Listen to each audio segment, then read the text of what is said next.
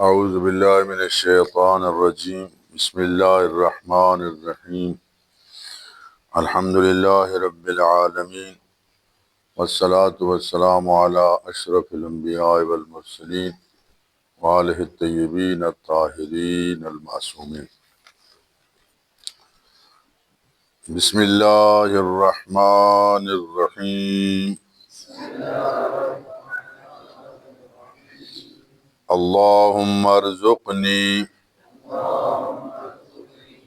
فیہ طاعت الخاشعین واشرح صدری واشرح فیہ صدری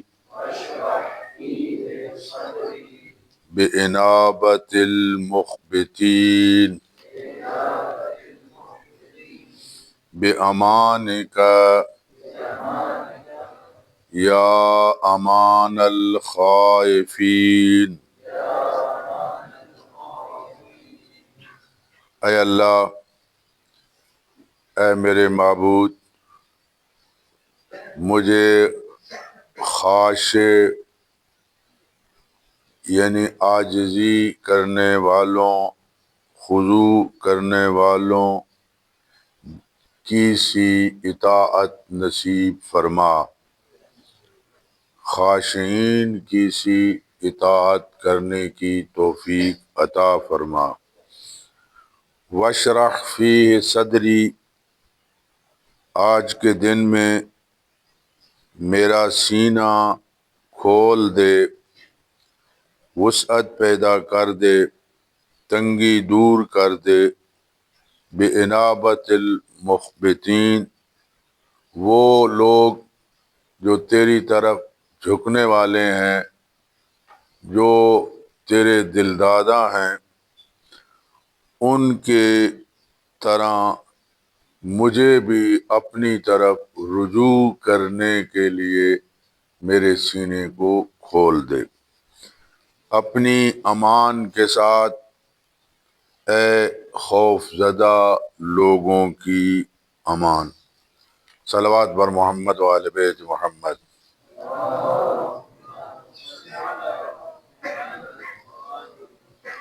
خشوع کا مفہوم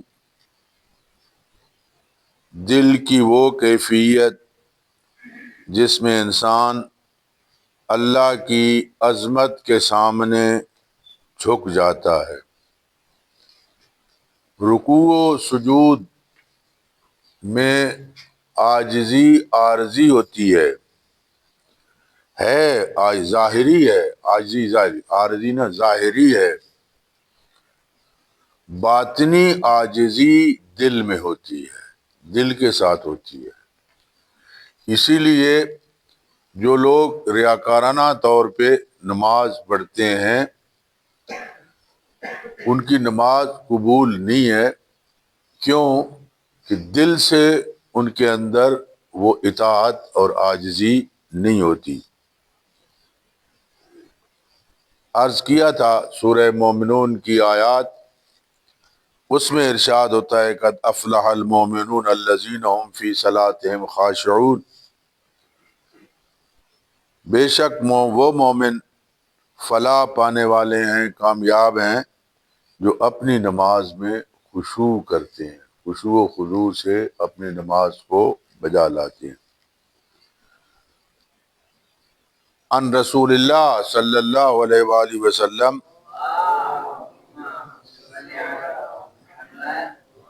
لما سئل عن الخشوع والخضوع في الصلاة وأن يقبل العبد بقلبه، پیغمبر اکرم صلی اللہ علیہ وآلہ وسلم سے سوال کیا گیا نماز میں خشوع کرنے کے بارے میں کہ نماز میں خشوع کیسے ہوتا ہے۔ تو آپ نے فرمایا بندہ نماز میں خلوص دل، تواضع اور انکساری کے ساتھ اپنے رب کی طرف متوجہ ہو۔ اور اس کی مثالیں ائمہ اطہار علیہ الصلوۃ والسلام کے کردار میں واضح طور پر ملتی ہیں مثالیں۔ سید الساجدین نماز پڑھ رہے تھے کہ امام محمد باقر علیہ السلام کنویں میں گر گئے۔ گھر والوں نے شور مچایا لیکن نماز پڑھتے رہے۔ نماز سے فارغ ہونے کے بعد جا کے امام کو کنویں سے امام محمد باقر علیہ السلام کو دیکھا کہ وہ پانی کے اوپر ہیں، نکال لیا۔ یہ البتہ حکم امام کے لیے ہے، ہمارے لیے یہ حکم نہیں ہے۔ ہمارے لیے کہ اگر کوئی جاندار بھی حتیٰ کہ کوئی گرنے لگا ہے کنویں میں تو آپ نماز کو چھوڑ کے اس کو بچائیں۔ تو یہ امام علیہ السلام کے لیے حکم تھا۔ علم امامت سے امام علیہ السلام آگاہ ہوتے ہیں کہ جو پانی یوسف کو غرق نہیں کر سکتا وہ فخر یوسف کو کیسے غرق کرے گا۔ تو پانی کی سطح کے اوپر گھر میں آگ لگ گئی، لوگ آ گئے، امام نماز میں مصروف۔ نماز سے فارغ ہوئے، لوگوں نے پوچھا کہ آپ نے نماز کیوں نہیں توڑی؟ آپ آگ لگی ہوئی تھی، آپ اس طرف متوجہ نہیں ہوئے۔ جو امام کے جملے ہیں، فرمایا اس آگ نے اس آگ کی طرف متوجہ نہیں ہونے دیا، میں اس کی طرف متوجہ تھا۔ خود امیر المومنین علی ابن ابی طالب صلوات اللہ وسلام علیہ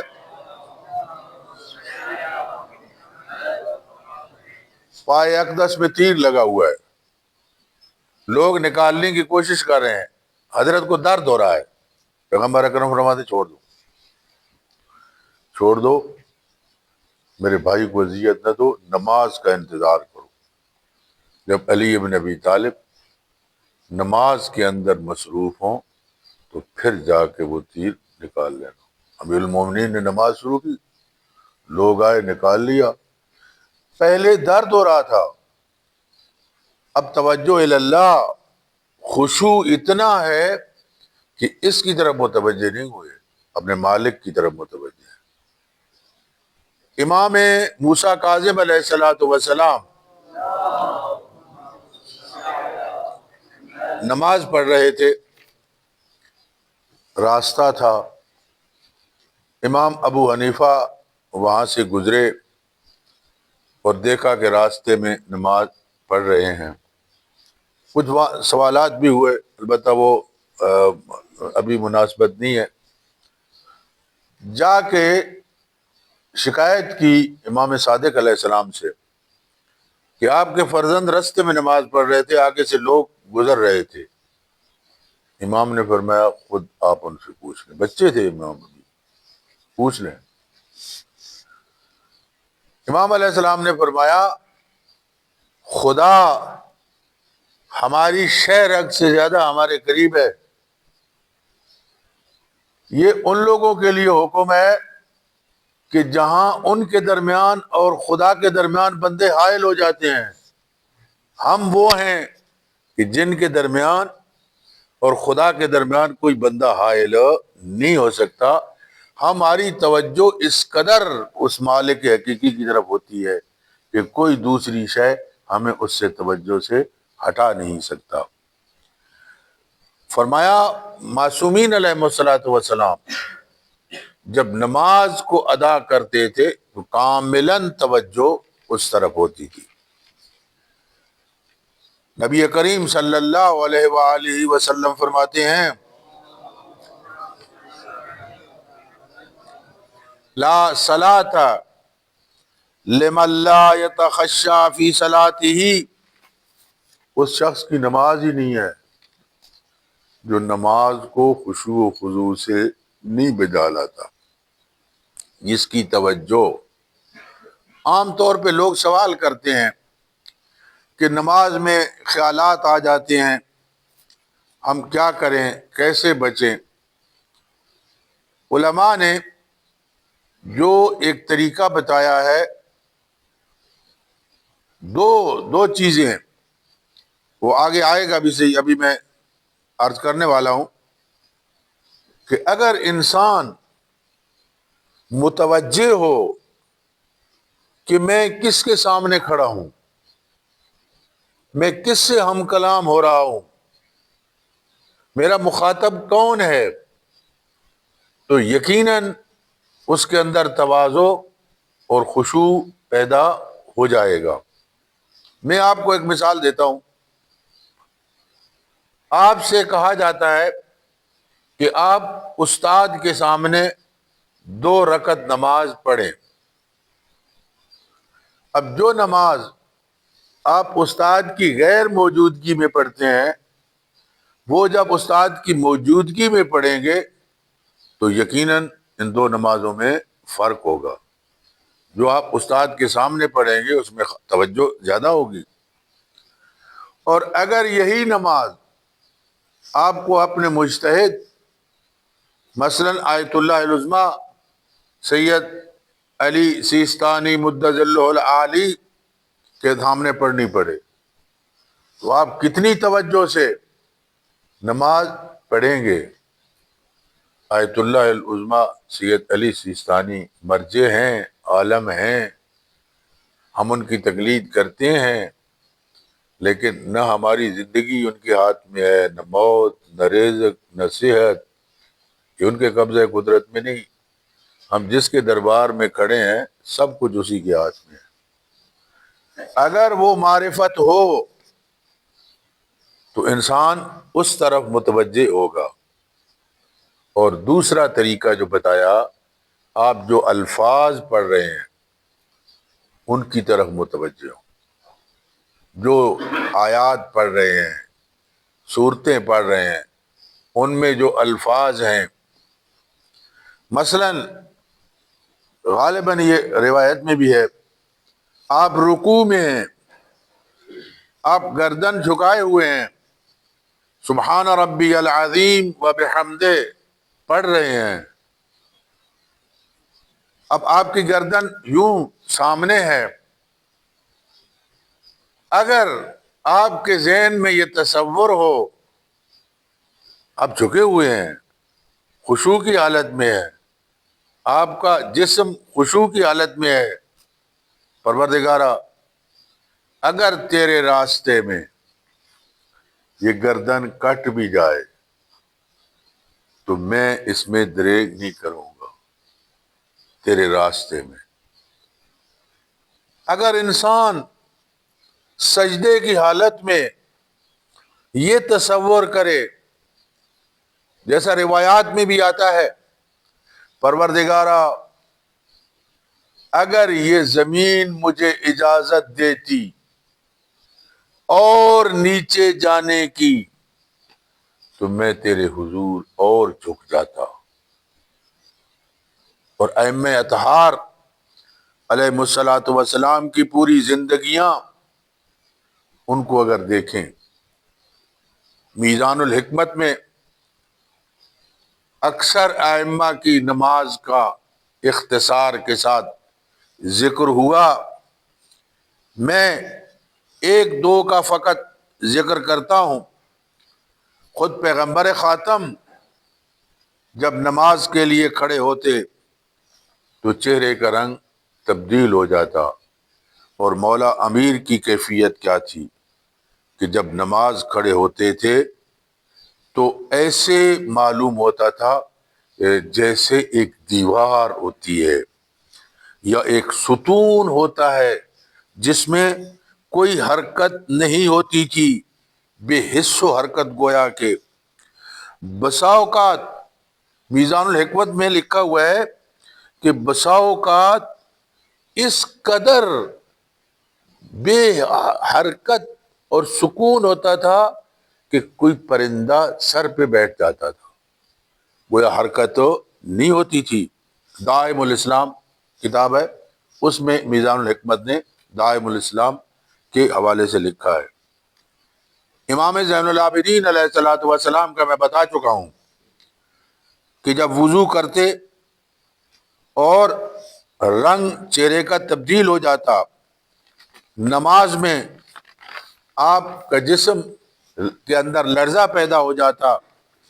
جب آپ سے یہ پوچھا گیا، سوال کیا گیا کہ جب آپ کھڑے ہوتے ہیں تو آپ کے چہرے کا رنگ تبدیل ہو جاتا ہے. تو آپ نے فرمایا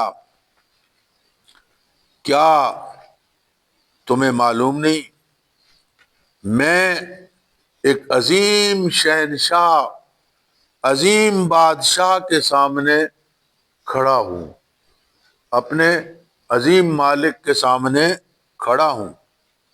آج ولادت با سعادت ہے حضرت امام حسن مجتبیٰ علیہ الصلاۃ والسلام کی،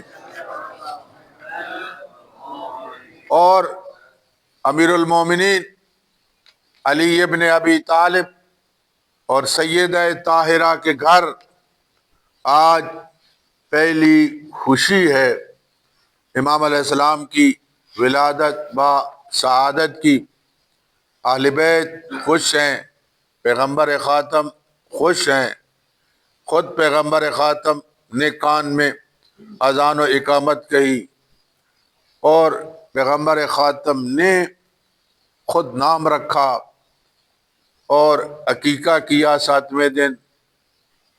یہ سارے کمالات اب ظاہر ہے کہ اس مختصر وقت کے اندر سیرت کے حوالے سے ساری گفتگو نہیں ہو سکتی. فقط ایک جملہ عرض کرتا ہوں کہ جب آپ نماز کے لیے کھڑے ہوتے تو چہرے کا رنگ تبدیل ہو جاتا، بند بند کانپنے لگتے، جوڑ کانپنے لگتے. جب آپ سے سوال کیا گیا تو آپ نے فرمایا جو شخص عرش کے مالک کے سامنے کھڑا ہو، حق بنتا ہے کہ اس کا رنگ تبدیل ہو جائے اور اس کے جوڑ اور اعضاء کانپنے لگیں. قرآن مجید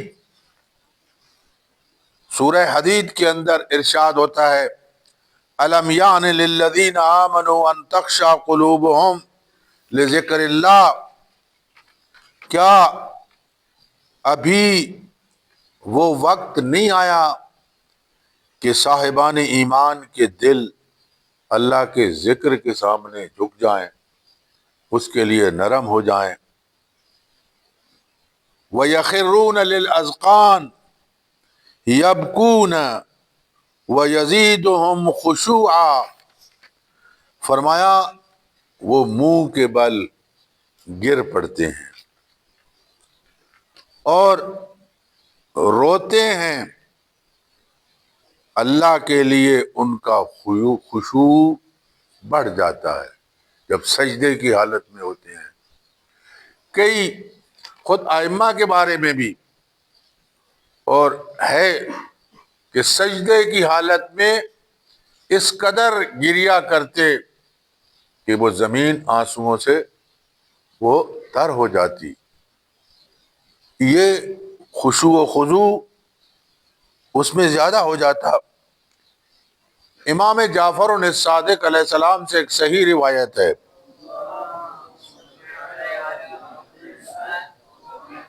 فرمایا ان فی السماء ملکین موکلین بالعباد، اللہ کی طرف سے ملکین جو مقرر ہیں بندوں کے لیے، 2 فرشتے آسمان میں اللہ نے یہ ان کی ذمہ داری دی ہے. کیا فمن تواضع للہ رضاہ ومن تکبر وضعاہ، آسمان میں خدا نے 2 فرشتوں کو یہ ذمہ داری دے رکھی ہے کہ جو بندہ خدا کے لیے تواضع کرے اسے بلند کرو، اور جو تکبر کرے اسے پست کرو.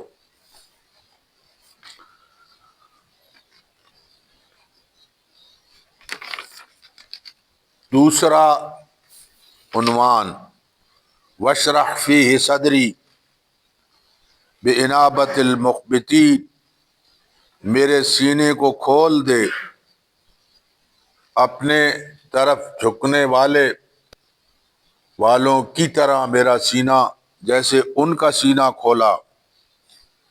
یشرح صدرا، دل کا کھل جانا، گھبراہٹ کا دور ہو جانا، تنگی کا ختم ہو جانا، اور حق کو قبول کرنے کے لیے وسعت پیدا ہو جانا۔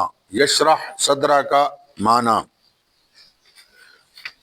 سورہ میں ارشاد، آخری پارے میں ارشاد ہوتا ہے الم نشرح لک صدرک، کیا ہم نے آپ کے سینے کو کشادہ نہیں کیا؟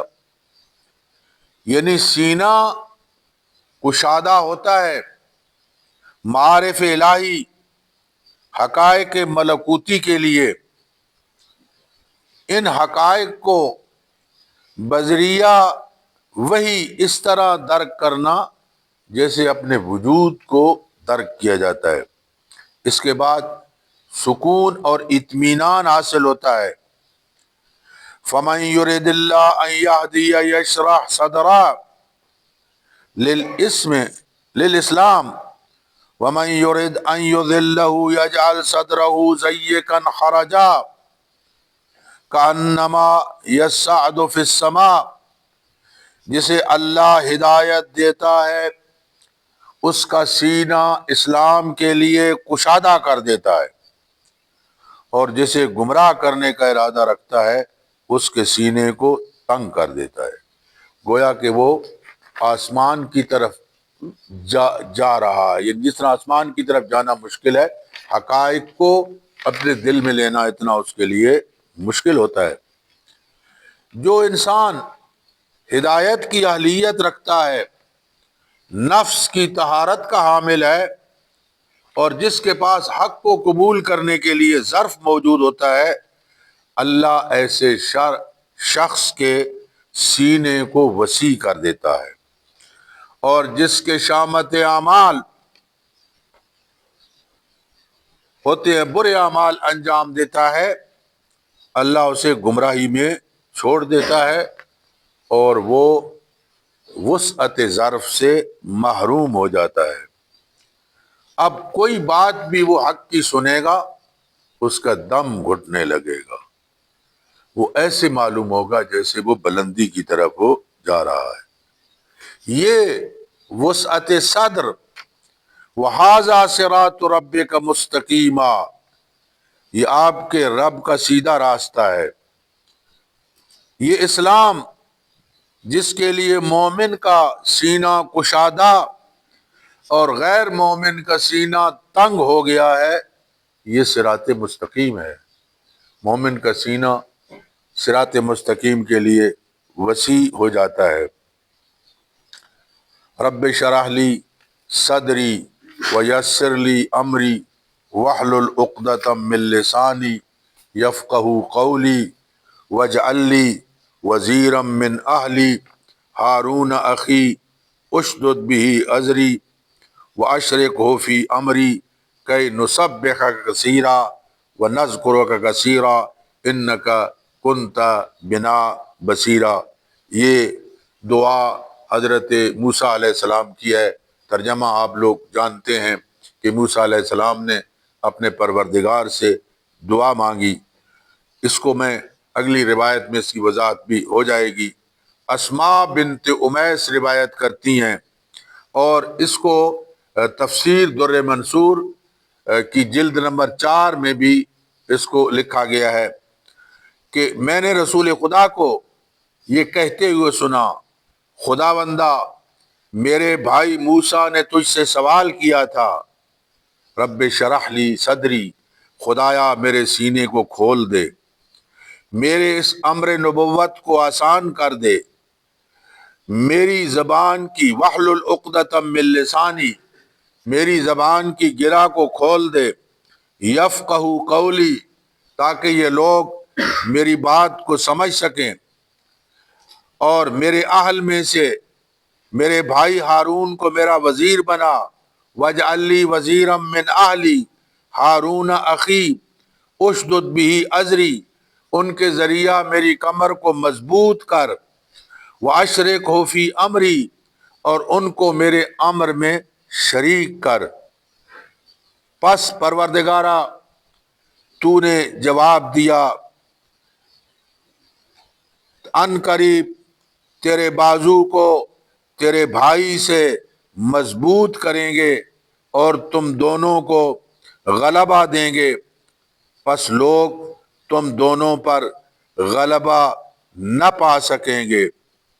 پیغمبر اکرم دعا کرتے ہیں، پروردگارا میں تیرا نبی محمد مصطفیٰ ہوں، میں بھی دعا مانگتا ہوں، پروردگارا رب شرح لی صدری ویسر لی امری واحلل عقدۃ من لسانی یفقہوا قولی واجعل لی وزیرا من اہلی علی اخی۔ یہاں ہارون کی جگہ پہ دعا میں علی ابن ابی طالب کا نام لیا، فرمایا میں تجھ سے دعا کرتا ہوں میرے سینے کو کھول دے، میرے لیے امر نبوت کو آسان فرما، میرے اہل بیت میں سے میرے بھائی علی کو میرا وزیر بنا، اس سے میری کمر کو مضبوط کر پروردگارا۔ ریاض النظرہ اور در منصور کے اندر یہ روایت موجود ہے، جو دعا حضرت موسیٰ علیہ السلام نے کی تھی، بے عین ہی وہی دعا پیغمبر خاتم صلی اللہ علیہ وآلہ وسلم نے کی۔ صلوات پر محمد و آل بیت محمد۔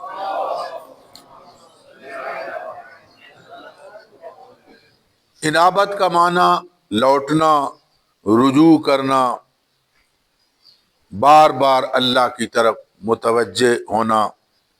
مخبتین وہ لوگ جو عاجزی کے ساتھ اللہ کے سامنے جھک جاتے ہیں، اس کے دل دادا ہے۔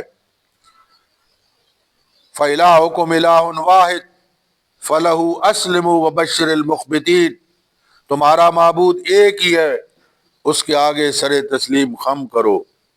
اے اللہ، اے رسول، عاجزی کرنے والوں کو خوشخبری سنا دیجئے، ان کے لیے بشارت ہو، اللہ کی ذات انہیں بشارت دے رہی ہے۔ قلب یہاں فرمایا من خشی الرحمن بالغیب وجاء بقلب منیب، جو شخص اللہ کو دیکھے بغیر اس سے ڈرتا ہے اور وہ بار بار اللہ کی طرف رجوع کرتا ہے۔ فرمایا یہ وہ لوگ ہیں جو اللہ کی طرف رجوع کرنے والے ہیں، وہ اس روز داخل ہوں گے اس جنت میں جہاں وہ ہمیشہ رہیں گے۔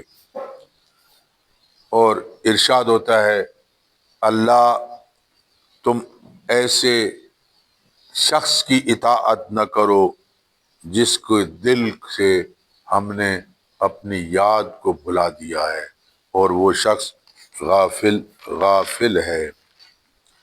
اور آخری جملہ جو فرمایا یا بے امانک یا امان الخائفین، اے امان دینے والے، پناہ دینے والے اللہ، خوف زدہ کو تو اپنے ہاں پناہ دے دے۔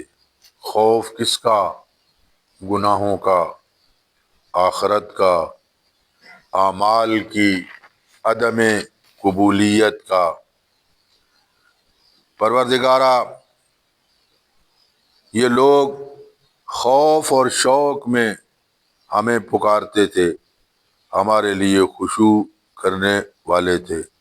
خدا کی بارگاہ میں دو سبب ہوتے ہیں، دعا کے دو سبب، اس کی خوشنودی کا شوق اور ناراضگی کا خوف۔ انسان دعا کرے خدا کی خوشنودی حاصل کرنے کے لیے اور اس کی ناراضگی سے بچنے کے لیے۔ خوف اور امید کے درمیان ہی بندگی مستحسن ہے۔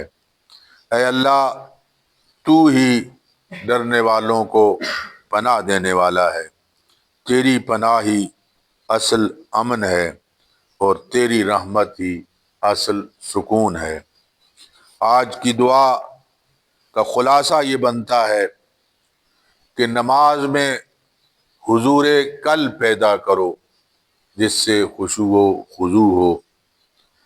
گناہ کے فوراً بعد اللہ کی طرف رجوع کر کے توبہ کرو تاکہ گناہ لکھے جانے سے پہلے تمہارے گناہ کو مٹا دیا جائے، اور اعمال کی قبولیت کی فکر میں خوف خدا ہونا چاہیے۔